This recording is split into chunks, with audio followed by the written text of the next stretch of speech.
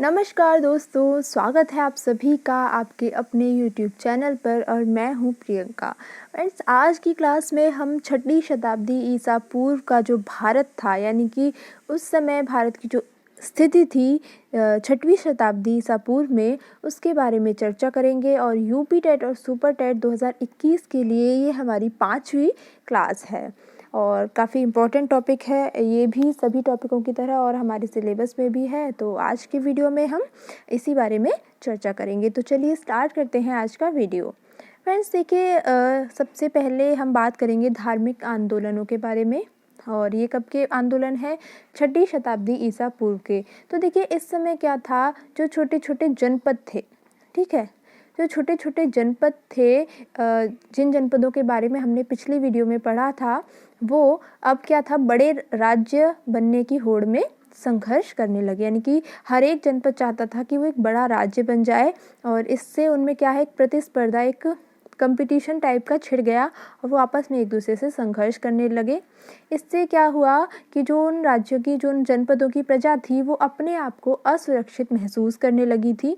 और पुराने समय में जो जन था, जो कि बाद में जनपद बन गया था, उसके लोग एक दूसरे की मदद करते थे, आपस में एक दूसरे के ऊपर भरोसा करते थे। लेकिन अब इस प्रकार की बातें समाप्त हो चली थी और लोग अब ज़्यादा से ज़्यादा पैसा कमाने के लालच में एक दूसरे से झूठ बोलने, एक दूसरे को ठगने और धोखा देने लगे थे, ठीक है। अब देखिए, वैदिक काल के अंत तक क्या हुआ, जो धार्मिक क्रियाकलाप होते थे, जो यज्ञ आदि होते थे, वो धीरे धीरे क्या हुआ, कठोर होते चले गए और खर्चीले होते चले गए। और जो यज्ञ होते थे उनमें अब पशुओं की बलि भी दी जाने लगी। और इसके अलावा चमत्कार और जो ढोंग थे, उन सब का बोलबाला बढ़ने लगा।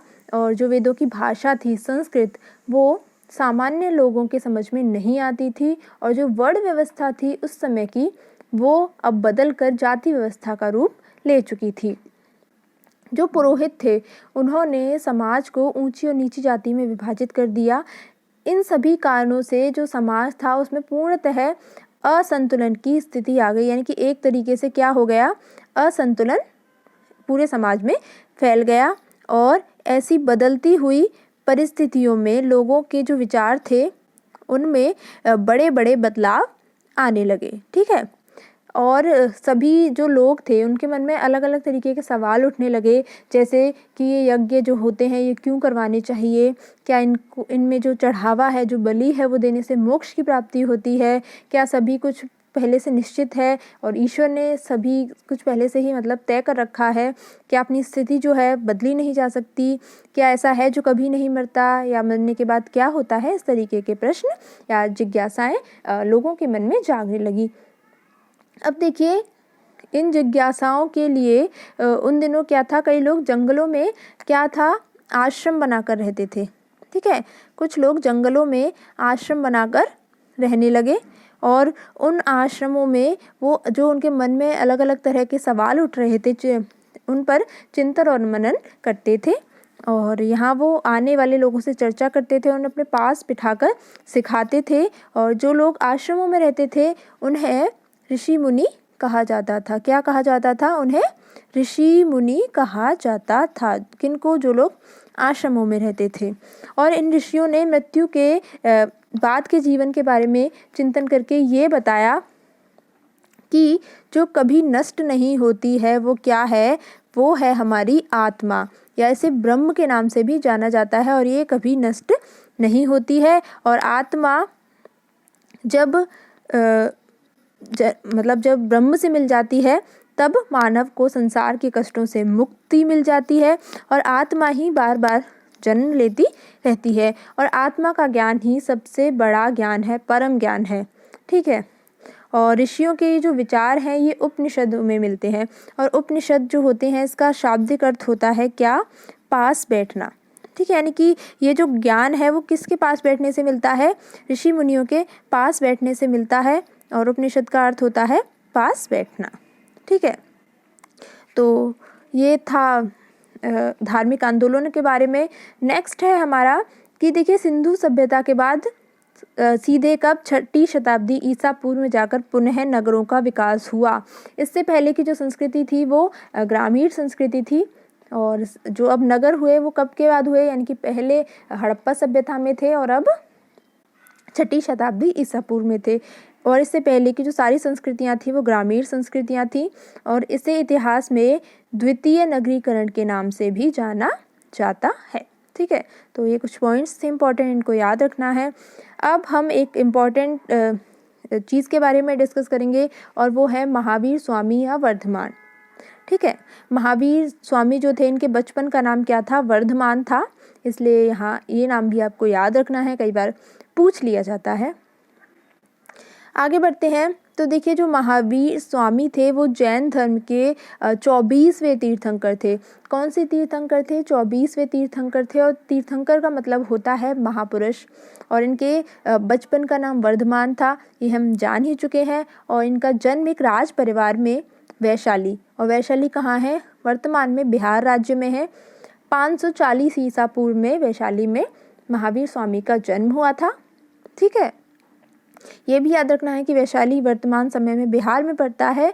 और सत्य और शांति की खोज करने के लिए इन्होंने कठोर तप किया और 30 वर्ष की अवस्था में इन्होंने अपना घर छोड़ दिया था, काफ़ी कठिन तपस्या की थी और अपनी इंद्रियों पर विजय प्राप्त कर ली। और इस कारण से वे महावीर, ठीक है, महावीर और जिन, जिन का मतलब क्या होता है, विजेता। ठीक है, इसलिए महावीर और जिन कहलाए।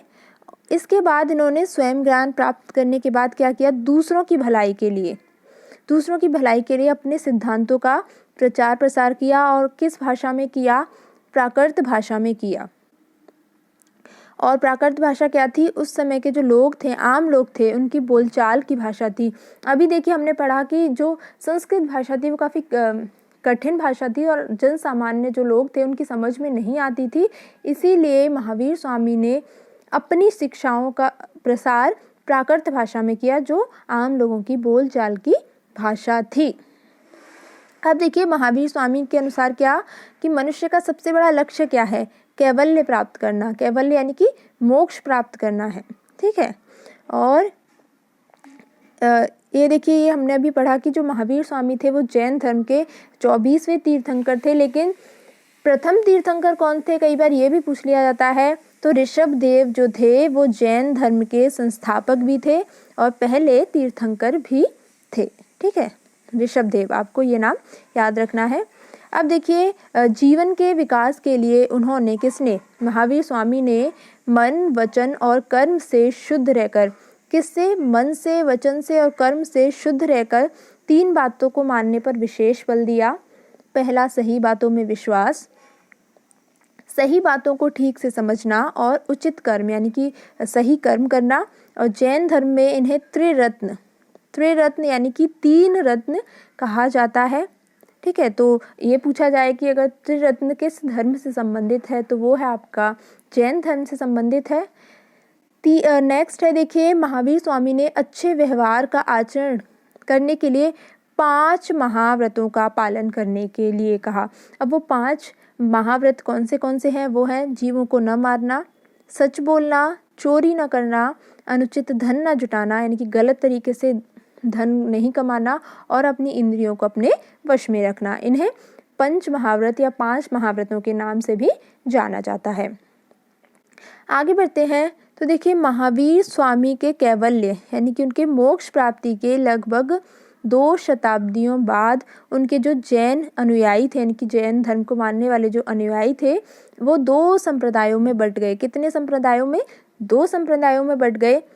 पहला था श्वेतांबर यानी कि सफ़ेद कपड़े पहनने वाले, जो सफ़ेद कपड़े पहनते थे, और दिगंबर निर्वस्त्र रहने वाले। ठीक है, तो ये थी जैन धर्म से संबंधित कुछ महत्वपूर्ण बातें जो आपको याद रखनी है। आगे बढ़ते हैं, महात्मा बुद्ध या इन्हें हम गौतम बुद्ध के नाम से भी जानते हैं, इनके बारे में थोड़ी सी बातें जान लेते हैं। तो देखिए जो गौतम बुद्ध थे उन्हें महात्मा बुद्ध के नाम से भी जाना जाता है। और जो गौतम बुद्ध थे ये बौद्ध धर्म के संस्थापक थे। ठीक है, और उनका जन्म कब हुआ था, ईसा से 563 वर्ष पूर्व। और कहाँ हुआ था, नेपाल में हुआ था। नेपाल में कपिलवस्तु के निकट लुम्बिनी नामक स्थान में इनका जन्म हुआ था। किसका, गौतम बुद्ध या महात्मा बुद्ध का। और उनके जो पिता थे ये इनके पिता का नाम क्या था? शुद्धोधन, और ये शाक्यगढ़ राज्य के राजा थे।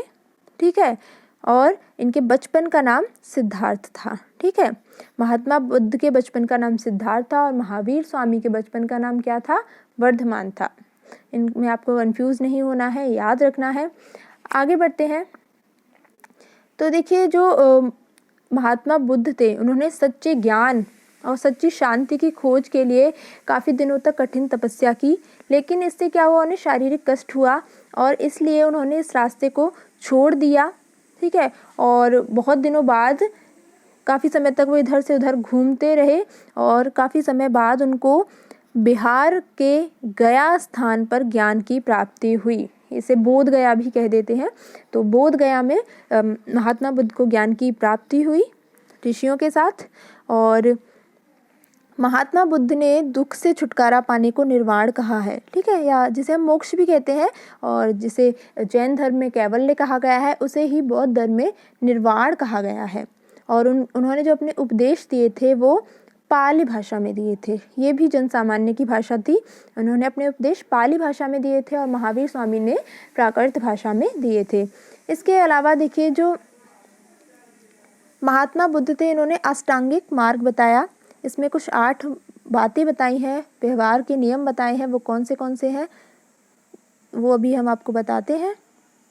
तो देखिए, इन्होंने अपने अष्टांगिक मार्ग में जो नियम बताए हैं वो है जीवन को सुचारू रूप से चलाने के लिए सही सोच का होना, सही बात और कार्य करना, तीसरा सत्य बोलना, चौथा है अच्छा कार्य करना, पांचवा है अच्छे कार्य द्वारा जीविका अर्जित करना, छठवां है मानसिक और नैतिक उन्नति के लिए प्रयास करना, सातवां अपने कार्य व्यवहार पर हमेशा नज़र रखना, और लास्ट है ज्ञान प्राप्ति के लिए ध्यान केंद्रित करना।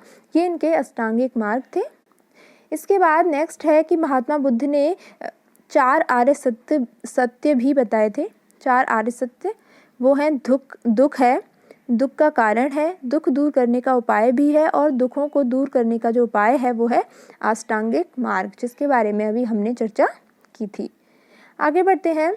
अब देखिए, महात्मा बुद्ध के निर्वाण के, यानी कि जब उनका निर्वाण या मृत्यु भी कह सकते हैं, उसके कुछ शताब्दी बाद उनके जो बौद्ध अनुयायी थे वो भी 2 संप्रदायों में बट गए। कौन सा? पहला है हीनयान और दूसरा है महायान। ठीक है, हीनयान और महायान। आगे बढ़ते हैं। तो दोस्तों, यही था आज के बात में, और ये जो वीडियो थी ये बौद्ध और जैन धर्म से संबंधित थी, और इसे हम धार्मिक आंदोलन के नाम से भी इनको जानते हैं। और इन घटनाओं से क्या हुआ कि इन घटनाओं के बाद जो आम लोग थे वो काफ़ी प्रभावित हुए और दूर दूर तक इन धर्मों के अनुयायी हो गए। और 2000 वर्ष बीत जाने के बाद भी महावीर स्वामी और महात्मा बुद्ध के जो विचार हैं उनका अनुकरण आज भी लोग करते हैं। और भारत की जो अहिंसावादी छवि है वो इन्हीं धर्मों के कारण हुई है, क्योंकि इन धर्मों के आने से शाकाहारी संस्कृति को काफ़ी बढ़ावा मिला, और ये जो धर्म थे वो काफ़ी लोकतांत्रिक थे, उदार थे, और जो इनके संघ होते थे इनमें महिलाओं को भी ऊंचा स्थान प्रदान किया गया, क्योंकि उत्तर वैदिक काल में महिलाओं की जो स्थिति थी वो काफ़ी खराब हो गई थी। तो फ्रेंड्स, यही था आज का वीडियो, और इतना ही। आज के वीडियो पसंद आया हो तो लाइक और शेयर करना ना भूलें। तब तक के लिए आप पढ़ते रहिए, और मिलेंगे एक नए वीडियो में एक नए टॉपिक के साथ। तब तक thank you so much and good bye.